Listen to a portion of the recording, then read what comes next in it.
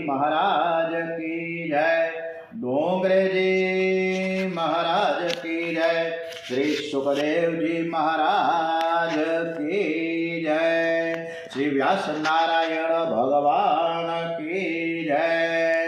ओम श्री रामचंद्र भगवान की जय। वक्रतुंड महाकाय सूर्यकोटि समप्रभ निर्विघ्नं कुरु मे देव सर्वकार्येषु सर्वदा। गजानन गणपति महाराज की जय। ओम विघ्नेश्वराय वरदाय सुरप्रियाय लंबोदराय सकलाय जगद्विताय नागाननाय सरस्वती अग्न विभूषिताय गौरीसुताय गणनाथ नमो नमस्ते। श्री गणपति नमो नमः। आज 4 फेब्रुआरी है, महासुद सातम है, सरस मजानो मंगलवार है। आज गणपति बापा ने याद करीने खूब सरस मजानी आपणे श्री कृष्ण कथा तरफ आगळ वधीए छीए। कथा शुरू करता पहला दरेकનું આપણે કલ્યાણ ઈચ્છીએ કે સૌનું કરો કલ્યાણ હે પ્રભુ, હે દયાળુ પ્રભુ। નર નારી પશુ પક્ષીની સાથે જીવ જંતુનું તમામ સૌનું કરો કલ્યાણ। ઓમ નમો ભગવતે વાસુદેવાય। ओम श्री भागवत भगवान जी महाराज की जय। ओम श्री आजनी कृष्ण कथा कृष्ण परमात्मा ने सरस रीते अपने संभळावीए एवा भाव साथे खूब सरस मजानी कथा तरफ आगळ वधीए छीए। આપણો જે પ્રેમ છે એ એકતરફી ન હોવો જોઈએ। પ્રેમ છે અન્યોન્ય, આપણે એકદમ લગાવ હશે કૃષ્ણ પ્રત્યે, ભગવાન પ્રત્યે, પરમાત્મા પ્રત્યે, તો એટલો જ પ્રેમ એ આપણને કરશે। તમે ઠાકોરજીનું સ્મરણ કરશો તો ઠાકોરજી પણ તમને ક્યારેય ભૂલે નહીં। હવે એકવાર નારદજી વૈકુંઠ લોકમાં ગયા, લક્ષ્મીજીને જોયા, પણ ભગવાન તો કે દેખાતા જ નથી, ક્યાંય ગયા। એટલે ભગવાનને એક જગ્યાએ ધ્યાનમાં બેઠેલા જોયા। હવે આ મારું ખોટું, વિષ્ણુ ભગવાન અને પોતે જ પરમાત્મા છે। હવે એ કોનું વળી પાછું ધ્યાન કરતા હશે? પૂછ્યું, હે પ્રભુ તમે વળી કોનું ધ્યાન ધરો છો? તમારા પર ઉપર તો સર્વોપરી કોઈ છે જ નહીં। તો કે હું મારા ભક્તોનું ધ્યાન કરું છું। નારદજી કહે તો હું ભક્તો એવા શ્રેષ્ઠ છે કે તમે તેનું ધ્યાન કરવા બેઠો છો? તો ભગવાન કે હા, એ બધા જ કરતા પણ મારા ભક્તો છે, એ મારા કરતા પણ શ્રેષ્ઠ છે। તો નારદ કહે ભગવાન પ્રભુ તમે સિદ્ધ કરી બતાવો, ખાતરી કરી દો મને કે એવી કેવી રીતે શ્રેષ્ઠ હોઈ શકે, તો હું બરોબર માનું। ભગવાન નારદજીને પૂછે કે જગતમાં સૌથી મોટા મોટું ક્યું? નારદજીને પૂછે છે, તમે બતાવો હાલો। એટલે નારદજી કે સૌથી મોટામાં મોટી છે ને પૃથ્વી કહેવાય। તો ભગવાન કે આ પૃથ્વી શેમાંથી સાથી મોટી ભાઈ? પૃથ્વી તો શેષનાગની ફળા ઉપર છે। હવે શેષનાગની ફળા ઉપર હોય તો શેષનાગ મોટા કહેવાય કે ધરતી પૃથ્વી મોટી કહેવાય? હા, એ વાત તમારી સાચી। નારદજી કે તો પછી તો શેષનાગ જ મોટા કહેવાય ને। તો ભગવાન કે ભાઈ શેષનાગ ક્યાંથી મોટા થાય? એ તો શિવજીને ગળે લપેટાયેલા છે। તો પછી શિવજી મોટા કહેવાય કે સર્પ કહેવાય, નાગરાજા કહેવાય? તો નારદજી કે તો પછી તો શિવજી જ મોટા કહેવાય ને। તો ભગવાન કે શિવજી કેવી રીતે ભાઈ મોટા કહેવાય? રાવણે તો શિવજી સહિત આખો કૈલાસ પર્વત ઉઠાવ્યો હતો, એ તો તમને ખબર છે ને? તો હા, એ ખબર। તો નારદજી કે તો પછી તમે જ કહો રાવણ મોટો કે શિવજી મોટા? તો નારદજી કે વાતે સાચી છે તમારી, રાવણ જ મોટો કહેવાય ને કે આખો કૈલાસ પર્વત ઉપાડ્યો, એમાં પાછા વળી પાછા શિવજી અને ભવાની બેઠા હતા, અને એના ખંભે ઉપર આખો પર્વત કૈલાસ પર્વત ઉપાડ્યો, તો પછી રાવણ જ મોટો કહેવાય ને? તો ભગવાન કે રાવણ ક્યાંથી મોટો કહેવાય? વાલીએ તો રાવણને બગલમાં દબાવ્યો હતો કેટલાય દિવસ સુધી। તો નારદજી કે એ વાતે સાચી છે તમારી, વાલી જ મોટો કહેવાય, રાવણ ટૂંકો પડે। હવે ભગવાન કે વાલીને તો રામજીએ માર્યો હતા, વાલી આવડો મોટો હોય તો રામજી થોડા મારી શકે? તે નારદ કે વાહ ભગવાન વાહ, તમે આપણે ક્યાંનો ક્યાં પડી ગયા. વાતે તમારે સાચી છે કે ભગવાન તો જ રામચંદ્રજી મોટા જ કહેવાય ને. હા, રામચંદ્રજી મોટા, જગતમાં એવું કોઈ મોટું જ નથી. આપ સર્વથી શ્રેષ્ઠ છો ને સર્વથી મોટા કોઈ છે જ નહીં. ભગવાન કે ના, હું જ શ્રેષ્ઠ નથી ભાઈ, મારા કરતાં પણ મારા ભક્તો શ્રેષ્ઠ. કારણ આખું જગત મારા હૈયામાં છે, પણ હું ભક્તોના હૈયામાં છું. ભગવાનના ભક્તો ભગવાનથી પણ વધે છે. રામ છે અધિક રામ કર દાસા. રામજીના જે દાસ છે, રામ રામ રામ રામનું જે રટણ કરે છે એ મારાથી પણ મોટા કહેવાય. અને નરસિંહ મહેતાએ પણ સરસ મજાનું ગાયું છે કે સારામાં સારા ભક્તો કોને કહેવાય? કે હરિના જન તો મુક્તિ ન માંગે, હરિના જન તો મુક્તિ ન માંગે, માંગે જન્મ જન્મ અવતાર રે. નિત્ય સેવા, રોજે રોજની સેવા, નિત્ય સેવા નિત કીર્તન, ઓછવ નિરખવા નંદકુમાર રે. રોજે રોજ સેવા કરો ને, રોજે રોજ કીર્તન કરીને ભગવાનને નિહાળ્યા જ કરો નંદકુમારને. ધન્ય વૃંદાવન, ધન્ય એ લીલા, ધન્ય એ વ્રજના રે. અષ્ટમહાશ્રેદે આંગળીએ ઊભી, મુક્તિ છે એમની દાસી રે. મુક્તિ પણ એની દાસી છે. આ વૈષ્ણવ જન જે એટલે છે, જે ભક્તજનો છે, એકદમ એકદમ પવિત્ર મનથી ભગવાનનું સ્મરણ કરે છે, મુક્તિ પણ એની દાસી છે. અષ્ટમહાસિદ્ધિ આંગળીએ ઊભી. અષ્ટમહાસિદ્ધિ તો આઠ તો મહાસિદ્ધિ તો આંગળીએ ઊભી હોય, અને મુક્તિ તો એની દાસી હોય. મારા ભક્તો મારા પ્રેમ રૂપ અપ્રાકૃત સ્વરૂપને પામે છે.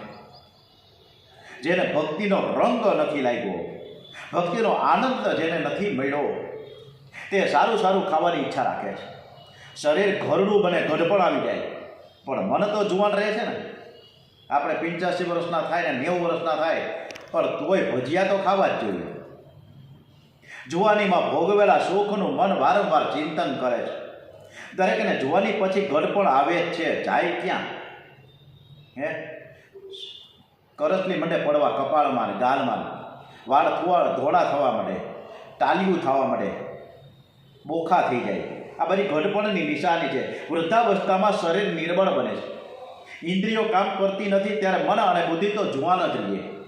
વૃદ્ધાવસ્થામાં મમતા છૂટતી નથી, અને જુવાનીમાં ભોગવેલા સુખ ભોગનું વારંવાર ચિંતન થાય.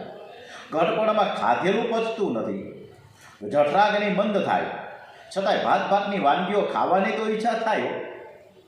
ડોહીને ડોહાને કંઈક ખાવાની ઈચ્છા થાય એટલે એમ કહે કે આ ભાઈ પવન છે ને, આપણો દીકરો, દીકરાનો દીકરો, અને એનોય પાછો દીકરો પ્રપૌત્ર 5 વર્ષનો.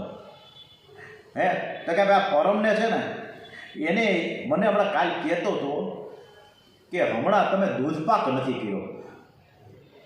તો દાદા તમે મમ્મીને કહ્યું ને કે દૂધપાક બનાવે, એમ છોકરો પરમ કહેતો હતો મને. હવે પરમ કાંઈ નહોતો કહેતો, પણ પોતાને દૂધપાક ખાવો હતો. આવી બધી આપણે ખાવાની પીવાની સરસ મજાની એક ઈચ્છા જાગૃત જ રહ્યા કરે છે. ભાગવતમાં એવું લખ્યું છે કે કફ વધી જાય, બહુ ઉધરસ આવે ત્યારે ઘરના લોકોને પણ બહુ ત્રાસ થાય. તમને ખાધેલું પચતું નથી તો ખાવ છો શું કામ? પણ મન છે એવું નફટ છે કે ઘરના લોકો સંભળાવે પણ વૈરાગ્ય ન જાગે. વૃદ્ધાવસ્થામાં હાથમાં પૈસો ન હોય તો માનવીની દશા છે ને કૂતરા કરતાં ભૂંડી છે. એ પૈસા માટે પાપ કરે, ક્રોધ કરે, હિંસા કરે. અતિ પાપી હોય તેને વૃદ્ધાવસ્થામાં યમદૂત દેખાય છે, ત્યારે તો ગભરાય છે. કેટલાક રોગ એવા બતાવ્યા છે કે નરકની નિશાની છે. ભયંકર યમદૂત દેખાયો, પથારીમાં લઘુશંકા દીર્ઘ શંકા થાય. હવે તો ડાયપર પહેરાવવામાં આવે, એકદમનો હટ્ટો માણસ પથારી વશ ક્યારે થઈ જાય ખબર ના પડે. કંઈક કેટલાય વજન ઉપાડીને હાલતો માણસ પોતે એક નાનકડો પાણીનો ગ્લાસ ન ઉપાડી શકે, આવી પરિસ્થિતિ થાય. હવે અનેક વાર આવું થાય ને ત્યારે છોકરાઓ સમજી જાય કે હવે આ ડોહો જાજો જીવશે નહીં. વ્યવહારે બધાને ખબર આપી દે, પોસ્ટકાર્ડ લખી નાખે, હાલો બધા ભેગા થઈ જાઓ, હમણાં જ બાપા થોડા સમયમાં રહેવાના નથી, ગુજરી જવાના છે, જલ્દી જલ્દી બા આપો, આપણે ગંગાજળ અને યમુનાજળને એના મોઢામાં પધરાવવાનું છે. અને બધા જ મરણ પથારી પર આવીને બધા જ ભેગા થઈ જાય. બહાર ગામના દીકરા દીકરીઓ રહેતા હોય એ પણ દોડીને આવ્યો, કારણ કે બાપા કાંઈક ગલો મૂકી ગયા છે ને થોડોક બધાને ભાગ તો મળે ને. કોકને લાખ મળે ને, કોકને 5 લાખ મળે ને, કોકને 50 લાખ મળે ને. ડોહો બેઠા સૂતા રડ્યા કરે છે, બધા ઘેરીને ઊભા છે, પણ કોઈને એવો વિચાર નથી આવતો કે આ જીવ છે ને ભગવાનને ભૂલ્યો છે. પ્રેમથી બધાએ શાંતિથી એને સ્મરણ નથી કરાતા. 15 નંબરનો અધ્યાય 15નો ગીતાજીનો. ખરેખર કોઈ પણ વ્યક્તિ પથારી વર્ષ ત્યારે સતત અને સતત આપણે ગીતાજીનો 15મો અધ્યાય વાંચવો જોઈએ. પુરુષોત્તમ પ્રેમથી હરે કૃષ્ણ કૃષ્ણ કૃષ્ણ હરે હરે. આ બધા જ આ સાંભળે ને હું બોલું એ પ્રભુનું નામ સાંભળે તો એના પાપ બળશે. આમ કરીને બધાએ હરે કૃષ્ણને થોડી ધૂન બોલાવે, પણ ડોહાની એ કાંઈ બૂझતું નથી. રમતા રમતા ક્યારે લાકડી આવી ગઈ ખબર ના પડી.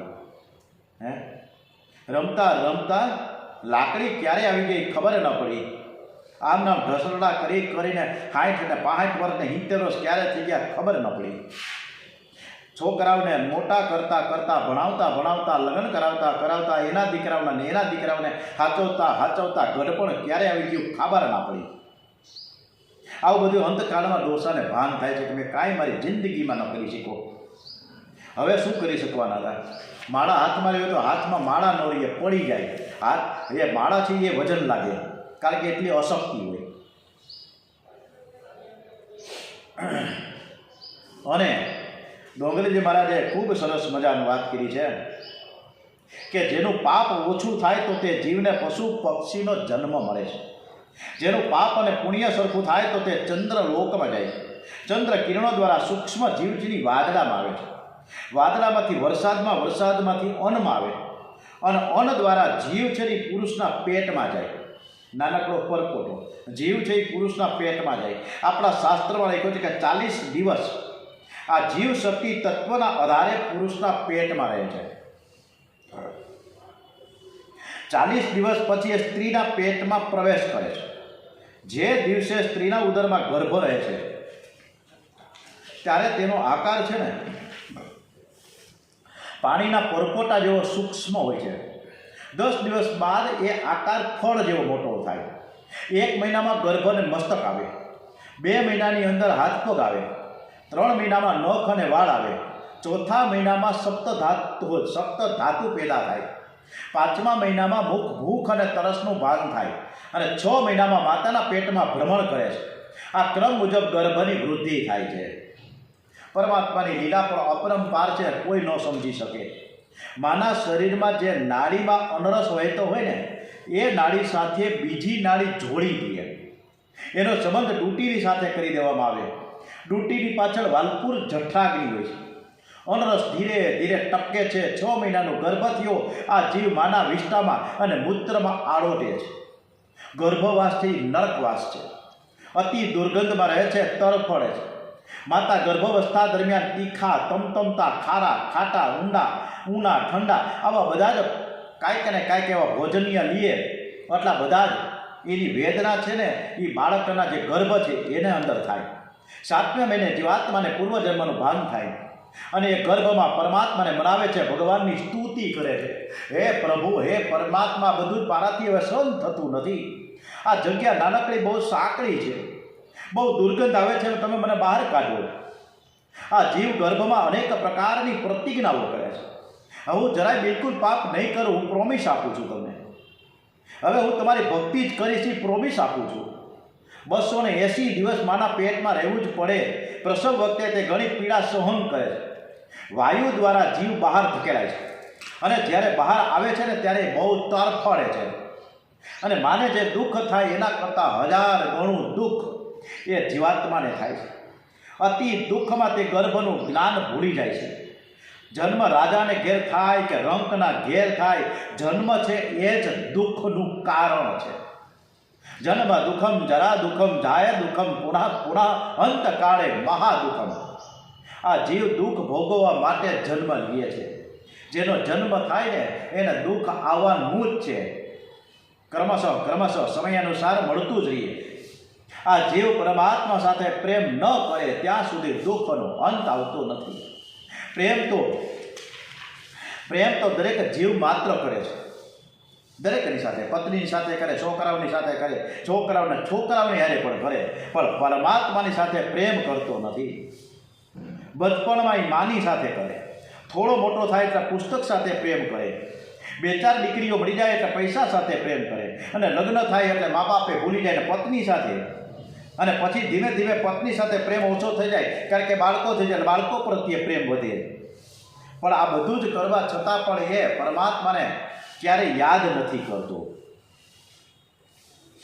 એકવાર આ જીવ પ્રભુની ગોદમાં ગયો અને પ્રભુને ખૂબ જ દયા આવે છે અને એને કૃપા કરીને જ્યારે 84 લાખ યોનામાં પશુ પક્ષીઓ થતા ભગવાનને પછી દયા આવે છે કે હું આને માનવ બનાવું, એને એવી શાંતિ આપું, એવી બુદ્ધિ આપું, અને એની માનવ શક્તિનો બુદ્ધિનો એ સદુપયોગ કરે, સતત ભક્તિ ભાવ કરે અને કામ પર વિજય મેળવે તો તે કાળ ઉપર પણ વિજય મેળવી શકે.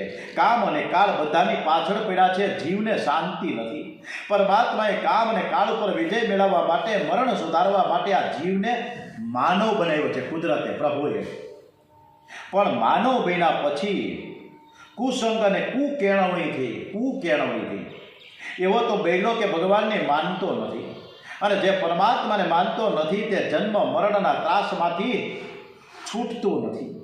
એ વારંવાર જન્મ લે છે અને સંસારમાં રખડવું પડે છે અને ઘટમાળ કાયમ ચાલુ. હે માનવ, તું વિશ્વાસ કરી લે, તું મારામાં એક વિશ્વાસ તો કરે કે હું છું, તારી પડખે છું. પણ આ વિશ્વાસ એ માનવનો ટકતો નથી. ઘણું બધું પ્રભુ સમજાવે છે, પણ છતાંય આ જીવ એટલે કે આપણે બધા કોઈ પણ સમજતા જ નથી. આ બધી જ વાતો કપિલ નારાયણ દેવહૂતિ માતાને કરી રહ્યા છે. ક્યાંય પણ આઉટ ઓફ ટ્રેક નથી. કપિલ ભગવાન બરોબર દેવહૂતિ એની માને આ બોધ આપી રહ્યા છે. કપિલ નારાયણ પછી ત્યાંથી ગંગાસાગર ગયા, સંગમ તીર્થમાં જાય છે, જ્યાં ગંગાજી અને સમુદ્રનો સંગમ થયો. ગંગાસાગર સંગમ તીર્થમાં ગંગા કિનારે કપિલ નારાયણ બિરાજમાન છે. એમણે ઋષિઓના સાંખ્ય યોગનો ઉપદેશ કર્યો છે. આ બાજુ માતા દેવહૂતિ સરસ્વતી ગંગામાં ત્રિકાલ સ્નાન કરે છે, આદિનારાયણ પરમાત્માનું પ્રેમથી ધ્યાન કરે છે, અને ધ્યાન કરતા હૃદય પીગળે છે, તન્મયતા થઈ આનંદ થાય છે. દેવહૂતિના સુંદર વાળ ધીરે ધીરે પીળી જટાઓ બની ગઈ. માં યોગીની થયા, પરમાત્માનું ધ્યાન કરતા હવે દેહનું પણ ભાન નથી, પરંતુ કોઈ વાર દેવહૂતિને પણ મન ત્રાસ આપતું. એ મનને ઘણું સમજાવે છતાં મન માનતું નથી, અને એવા સમયે દેવહૂતિ માતા પરમાત્માના શરણે જાય છે. હું મારા મનને સાચવી શકતી નથી, મારું મન પાપ કરે છે, નાથ તમે કૃપા કરો. મન જ્યારે પાપ કરે, ખરાબ વિચાર કરે ને, ત્યારે પ્રેમથી પ્રભુના નામનું સંકીર્તન કરો. દેવહૂતિ પરમાત્માનું ધ્યાન કરતા એક દિવસ ભગવાનના ચરણોમાં લીન થયા છે. અસત્યો માહેથી પ્રભુ પરમ સત્ય તું લઈ જા. સીતારામ રામ રામ સીતા રામ રામ રામ સીતારામ રામ રામ સીતા રામ રામ રામ. કપિલ નારાયણની આ કથા વક્તા અને શ્રોતાઓને પાપને બાળનારી છે, ભક્તિને પ્રદાન કરનારી છે. જે વક્તા આ કથા બહુ જ પ્રેમથી વર્ણન કરે અને જે શ્રોતાઓ છે સાવધાન થઈને કથા સાંભળે તો અને તેનું પાછું મનન કરે તો એ વક્તા અને શ્રોતાઓને ભગવાન શ્રી કૃષ્ણના ચરણમાં અનન્ય ભક્તિ પ્રાપ્ત થાય છે. इति तृतीय स्कंद समाप्तम. बोलिए श्री वृंदावन बिहारी महाराज की जय. करारविंदेन पदारविंदम मुखारविंदे विनवेशयन्तं वटस्य पत्रस्य पुटे शयानं बालं मुकुंदम मनसा स्मरामी. स्कंद चौथा तरफ प्रयाण करिए, जे विसर्ग लीला तरफ આપણે જઈએ. શ્રી ભાગવત ભગવાનજી મહારાજના ચરણોમાં વંદન સાથે ઓમ નમો ભગવતી વાસુદેવાય દ્વારિકાધીશ કી જય, શ્રી ડોંગરેજી મહારાજ કી જય. ઓમ નમો ભગવતે વાસુદેવાય. ચોથા સ્કંદમાં 4 પુરુષાર્થ બતાવ્યા છે. એક છે ધર્મ, બીજો છે અર્થ, ત્રીજો છે કામ અને છેલ્લે છે મોક્ષ. આ 4 પ્રકારના પુરુષાર્થ બતાવ્યા છે. આ 4 પુરુષાર્થમાં છે પ્રથમ ધર્મ અને ચોથો મોક્ષ છે અને વચ્ચે અર્થ અને કામ છે. ધર્મ અને મોક્ષની વચ્ચે અર્થ અને કામને રાખવામાં આવ્યા. એ બતાવે છે કે અર્થ અને કામ ધર્મ અને મોક્ષને અનુસરીને પ્રાપ્ત કરવાના છે. ધર્મ અને મોક્ષ બંને પુરુષાર્થ મુખ્ય છે. બાકીના 2 છે અર્થ અને કામ, એ ગૌણ છે. ધર્મ વિરુદ્ધનો કોઈ પણ પુરુષાર્થ સફળ થતો નથી. સૌથી પ્રથમ પુરુષાર્થ છે ધર્મ. ધર્મને અનુસરીને જ અર્થ અને કામની પ્રાપ્તિ કરવાની છે. માનવ જીવનમાં ધર્મ મુખ્ય છે, પૈસો મુખ્ય નથી. ધનથી સુખ મળે છે, વાત તદ્દન ખોટી છે.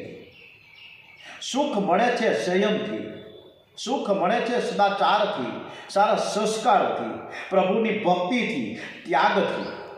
ધર્મથી આ લોક અને પરલોકમાં સુખ આપે છે. ધર્મ છે એ આ લોક અને પરલોકમાં સુખ આપે છે. મર્યા પછી ધન ક્યારે આપણી સાથે ન આવે, પણ ધર્મ આવે. માટે જ ધન કરતાં ધર્મ શ્રેષ્ઠ છે. જ્યારથી લોકો અર્થને એટલે કે કાવડિયાને મહત્વ આપવા લાગ્યા અને ત્યારથી જીવન બગડ્યું છે. શંકર સ્વામીએ એક જગ્યાએ અર્થ અને અનર્થ કહ્યો છે. અર્થ અનર્થ ભાવય નિત્યમ. જ્યારે મનુષ્ય ધન કરતાં ધર્મને વિશેષ સમજે છે ને, ત્યારે જીવન સુધરી જાય. મનુષ્યનો શત્રુ છે બહાર ક્યાંય છે જ નહીં, આપણા મનમાં છે. અંદરના શત્રુઓને મારશો ને તો જગતમાં તમારો કોઈ શત્રુ નહીં રહે. સર્વમાં સદભાવ રાખો, એને જ સત્કર્મનો અધિકાર મળે. દૂસરો કા દુખડા દૂર કરને વાલે, તેરે દુઃખ દૂર કરે ભગવાન. કવિ પ્રદીપનું સરસ મજાનું ગીત છે કે દૂસરો કા દુખડા જો દૂર કરવા માટેનો આપણે થોડોક પ્રયત્ન કરીએ, પ્રકાર કરીએ, તો આપણું પણ દુઃખ ભગવાન દૂર કરે. સર્વમાં સદભાવ રાખવો. કોઈ પણ મનુષ્ય માટે કુભાવ ન રાખવો. કોઈ પણ માનવને કામ ભાવથી જોવો નહીં. જગતના પ્રત્યેક સ્ત્રી પુરુષને ભગવત ભાવથી જુઓ. કુભાવ એટલે કામ ભાવ, જ્યારે સદભાવ એટલે ઈશ્વરનો ભાવ. તમે જો કોઈના માટે ખરાબ વિચાર કરશો ને તો તે તમારા માટે પણ ખરાબ વિચાર કરશે. શરીર બધાના જુદા જુદા, પણ અનેક શરીરમાં ઈશ્વર તો એક જ છે. જે તમારા શરીરમાં બિરાજેલા છે એ જ ભગવાન બીજાના શરીરમાં પણ બિરાજમાન છે.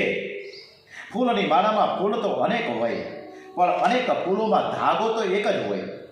જેમ એક ધાગામાં અનેક ફૂલ સમાયેલા હોય, એમ એક ઈશ્વરના આધારે આ બધું જ રહેલું છે.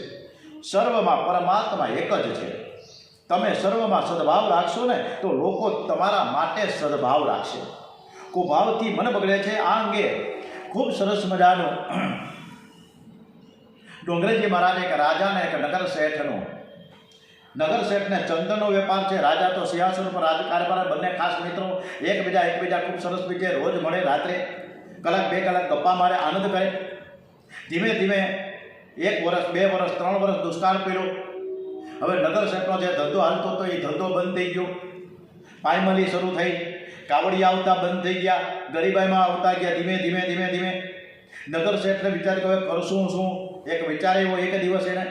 શું વિચાર આવ્યો કે આટલા બધા લાકડા જે બેઠા પડ્યા છે, જો આમનામ નહીં તો આ ઉદય લાગી જાય અને મારું લાકડું વેચાશે નહીં અને મને લાખો રૂપિયાનું મને નુકસાન જશે.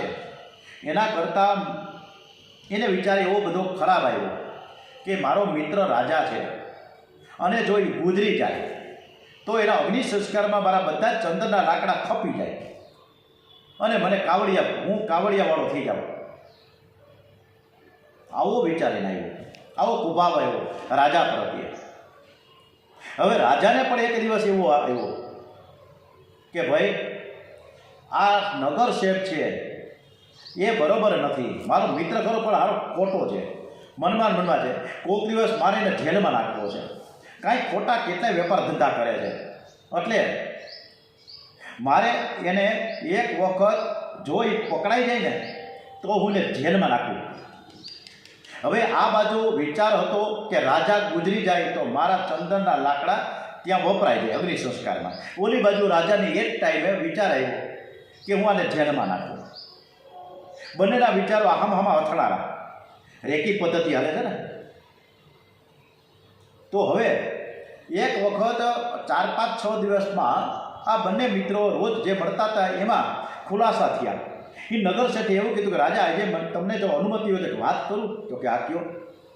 મને આજે તમારા પ્રત્યે હારું 2 દિવસ પહેલાં એવો ખરાબ વિચાર આવ્યો કે તમે ગુજરી જાઓ, સ્વર્ગસ્થ થાઓ તો મારા બધા ચંદનના લાકડા અત્યારે પાયમાલી શરૂ થઈ તમારી. દુષ્કાળ ઉપર દુષ્કાળ છે, મારા લાકડા વેચાતા નથી, ચંદનનું એમને પડ્યું છે, ઉદય લાગી જાય તો તમારો જો સ્વર્ગવાસ થઈ જાય ને તો અગ્નિ સંસ્કારમાં આ બધા લાકડા વપરાઈ જાય તો મને આ બધા જ પૈસા પાછા મળી જાય, મારો વેપાર થઈ જાય જોરદાર. એટલે રાજાએ કહ્યું નગર શેઠ મિત્ર તારી વાત બિલકુલ સાચી કે હું ગુજરી જાઉં તો લાકડા બધા વપરાઈ જાય, પણ મને પાછો એવો વિચાર આવ્યો હતો તારા માટે કે ભાઈ તું આવો વેપાર ધંધા ખોટા કર્યા કરસ, એકવાર તું જો બરોબર મારા હાથમાં આવ્યો ને તો હું જેલમાં નાખું. આવો મને વિચાર આવ્યો. 2 જણા થોડીક વાર માટે રડ્યા કે આપણે બેના આવા ખરાબ વિચારો એકબીજાને આવ્યા તો એકબીજા ટકરાના વિચારો.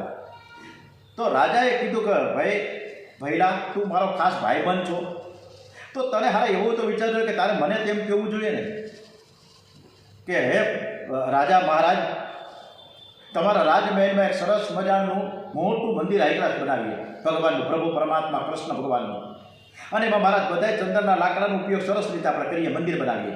આવો તને કેમ ન વિચાર આવ્યો? હે તો તારા લાકડા હું ન લઈ લે બધા, એમાં મને શું વાંધો છે? પરંતુ આવું કોઈને આવતું નથી ને કુભાવ થાય. અને જ્યારે કુભાવ ત્યારે એકબીજાના વિચારો કુભાવથી કુભાવ ટકરાય. ઘણીવાર આપણે વિચાર કરીએ કે મારે જામનગર નવનીતભાઈ વ્યાસ છે મારા મિત્ર, હું 3 દિવસથી વિચાર કરતો હતો કે હું એને ફોન કરું. ત્યાં જ આજે સવારના 10 વાગે હું ગઈકાલે સવારે 10 વાગે નવનીતભાઈ વ્યાસનો ફોન આવ્યો. અરે ભાઈ હું તમને વિચારતો હતો કે હું તમને ફોન કરવાનો, તો કે ભાઈ મને એમ થયું કે હાલો ને હું મહેશને ફોન કરું કેમ છે કેમ નહીં. આ છે ટેલિપથી, આ ટેલિપથી થાય છે. આવું ઘણીવાર થાય છે આપણે. હવે આ બાજુ દક્ષ પ્રજાપતિએ શિવજી પ્રત્યે કુભાવ રાખ્યો છે. તેથી દક્ષ પ્રજાપતિનો ધર્મ પણ અધર્મ થયો. એ ધર્મ માટે એને યજ્ઞ કરતો હતો પણ એ ધર્મનો યજ્ઞ ન હતો, અધર્મનો થયો. એનો યજ્ઞ એને મારનારો થયો. સર્વ પ્રત્યે સમભાવ રાખવાથી સત્કાર્ય સફળ થાય છે. સર્વનું કલ્યાણ થાય એ જ સત્ય અને સત્કાર્ય. સત્યમ ભૂત હિતમ પ્રોક્તમ. મહાભારતમાં પણ આપણે જોયું કે શ્રી કૃષ્ણ કેટલીક વાર કોક વાર અધર્મ કરે છે, પણ એનો અધર્મ છે ને કૃષ્ણ ભગવાનનો એ સદભાવ પ્રત્યેનો છે. સદભાવ છે એટલે તેમનો અધર્મ પણ ધર્મ બન્યો. મહાભારતમાં કર્ણ પર્વ અને દ્રોણ પર્વ આના દ્રષ્ટાંતો. કર્ણ પર્વમાં આવ્યું છે કે કર્ણ એટલી બધી વિદ્યા હતી એની પાસે જોરદાર, પણ જ્યારે રથનો પૈડો જમીનો હાથે એ કાઢતો હતો ત્યારે નિશસ્ત્ર હતો. અને ત્યારે ભગવાન શ્રી કૃષ્ણ એ અર્જુનને આદેશ આપ્યો કે તું માર, તું કૃષ્ણને માર, ભલે નિશસ્ત્ર છે. અને ત્યારે કર્ણ એમ કહે છે કે યુદ્ધ શાસ્ત્રનો નિયમ છે કે શત્રુ જ્યારે નિશસ્ત્ર હોય ત્યારે તેના પર પ્રહાર ન કરવો જોઈએ. અને આથી અર્જુને મારા ઉપર પ્રહાર ન કરવો જોઈએ. તમે આવી રીતના ખોટો નહીં કહો. ત્યારે શ્રી કૃષ્ણ કહે છે કર્ણ તું મને સમજાવવાનો પ્રયત્ન ન કર, તું તારું વિચાર તે ધર્મનું પાલન કેટલું કર્યું છે અને તે ધર્મનું પાલન કર્યું જ નથી. હું તને યાદ કરું કે તે અધર્મ કર્યો છે અને તું પાછા બીજાને અને એ પાછો મને ધર્મનું પાલન કરો છે કરવા. ભર સભામાં તે દ્રૌપદીનું અપમાન કર્યું ત્યારે તારા ધર્મનું જ્ઞાન ક્યાંય વહી ગયું. આવી જ રીતના દ્રોણ પર્વમાં દ્રોણાચાર્ય પાંડવ સેનાનો કચર ઘાણ વાળી ગયા હતા. અને ત્યારે શ્રી કૃષ્ણ યુધિષ્ઠિરને બાજુમાં બોલાવ્યા અને કીધું કે અસ્વસ્થામાં હતો એમ તારે ખોટું તમારે બોલવાનું છે. દ્રોણાચાર્ય બ્રાહ્મણ હતા, યુદ્ધ કરવું એ બ્રાહ્મણનો ધર્મ નથી, છતાં યુદ્ધમાં તે ભાગ લઈને અધર્મ એક દુર્યોધનની સાથે અધર્મની સાથે એ યુદ્ધ કરી રહ્યા હતા. એટલે દ્રોણાચાર્ય યુદ્ધ છોડે તો એનો અધર્મ છૂટી જાય એવો ભગવાનનો આશય હતો. અને ભગવાનના આગ્રહથી યુધિષ્ઠિરને બોલવું પડ્યું કે અસ્વસ્થામાં હતો, પણ આ ખોટું બોલવાનું પાપ ન લાગે એટલે ધીમેથી બોલ્યા, કા નરહ કા હાથી. પણ છેલ્લા શબ્દો કોઈ ન સાંભળ્યા એટલે પ્રભુએ જોરથી શંખ નાદ કર્યો છે અને ખરેખર આ શબ્દો કોઈને સંભળાયા પણ નહીં. દક્ષ પ્રજાપતિ યજ્ઞ કર્યો, પણ યજ્ઞ શિવજી પ્રત્યે કુભાવ રાખીને કરવાથી એ અધર્મ રૂપ બને દક્ષને મારનારો થયો. સત્કર્મ કરતા શુદ્ધ ભાવ રાખવું, ભગવત ભાવ રાખવું, હૃદય શુદ્ધ રાખવું. શુદ્ધ ભાવ એ મોટામાં મોટું તપ છે. તપ શબ્દોને ઉલટાવો તો પત થાય. માનવ તપ ન કરે તો તેનું પતન થાય જ. અને તેથી તો સર્વેશામ અવિરોધેન પરમ કર્મ સ્વારંભે મંત્ર બોલીને દરેક સત્કાર્યની શરૂઆત કરવાની હોય. મૈત્રીજી કહે છે કે મનુમહારાજને ત્યાં આકૃતિ, દેવહૂતિ અને પ્રસૂતિ આપણી 3 કન્યાઓ થઈ હતી. આકૃતિનું લગ્ન રુચિ પ્રજાપતિ સાથે થયું. દેવહૂતિનું લગ્ન કર્દમ ઋષિ સાથે થયું. અને ત્યાં તેમને 9 દીકરીઓ, 9 ધા ભક્તિ થઈ. એ 9 દીકરીઓને 9 ઋષિઓ સાથે પરણાવી. પ્રસૂતિનું લગ્ન 10 પ્રજાપતિ સાથે થયું. અત્રિ, અનુસૂયાથી દત્તાત્રેય, દુર્વાસા અને ચંદ્રમા નામના 3 પરમ યશસ્વી પુત્રો થયા. અને એ અનુક્રમે વિષ્ણુ, શિવજી અને બ્રહ્માજીના અંશથી ઉત્પન્ન થયા છે. અને આવતીકાલે સરસ મજાની આપણે અનુસૂયાજીના પતિવ્રતા ધર્મ શું કહેવાય એ કથા તરફ આગળ વધીશું. અત્યારે આ કથાને વિરામ આપીએ. ઓમ શ્રી ભાગવત ભગવાનજી મહારાજ કી જય, દ્વારિકાધીશ કી જય, ડોંગરેજી મહારાજ કી જય. ઓમ નમો ભગવતે વાસુદેવાય. ઓમ નમઃ પાર્વતી પતય. હર હર હર હર મહાદેવ. હર ભારત માતા કી જય. વંદે વેદ માતરમ, વંદે વેદ માતરમ, વંદે વેદ માતરમ. મહામૃત્યુંજય મહામંત્ર સોમનાથ મહાદેવ કે જય. ઓમ